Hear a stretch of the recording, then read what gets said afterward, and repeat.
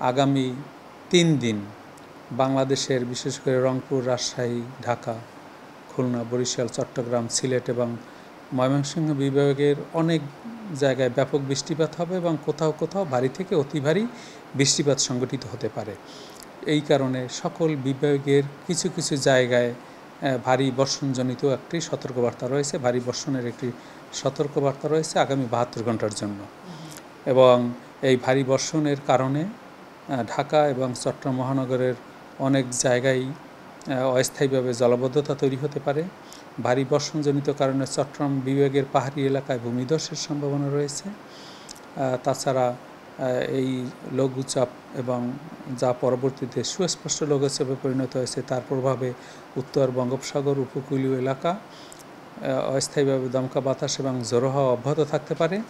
ফলে সকল সমুদ্রবন্দর সমূহকে, বিশেষ করে কক্সবাজার, চট্টগ্রাম, পায়রা এবং মংলা সমুদ্রবন্দর সমূহকে 3 নম্বর স্থানীয় সতর্ক সংকেত দেখিয়ে যেতে বলা হয়েছে।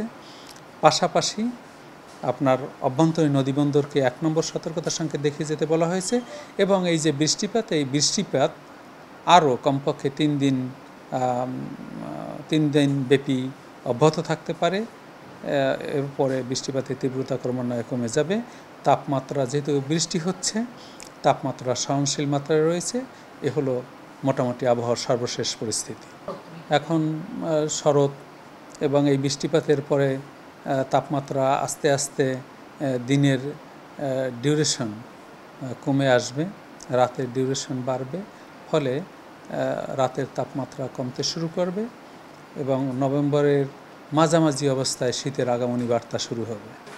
বঙ্গোপসাগরে ঘূর্ণিঝড় তৈরির ক্যারেক্টারকে বলা হয় বাইমোডাল ক্যারেক্টার, বা 2 মৌসুমে সাধারণত ঘূর্ণিঝড় হয়ে থাকে। একটা হলো মার্চ, এপ্রিল, মে মাস, এবং পরবর্তীতে এটি সংগঠিত হতে পারে অক্টোবর বা নভেম্বর মাসে।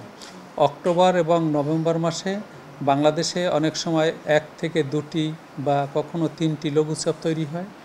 কোনো সময় এই লঘুচাপ তৈরি হয়ে ঘূর্ণিঝড়ের রূপ নিতে পারে।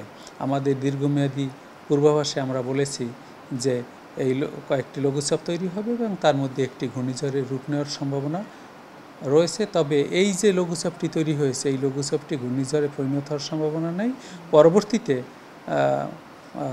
আগামী 10 দিনের মধ্যে কোনো ঘূর্ণিঝড় তৈরি হওয়ার সম্ভাবনা বঙ্গোপসাগরে নেই।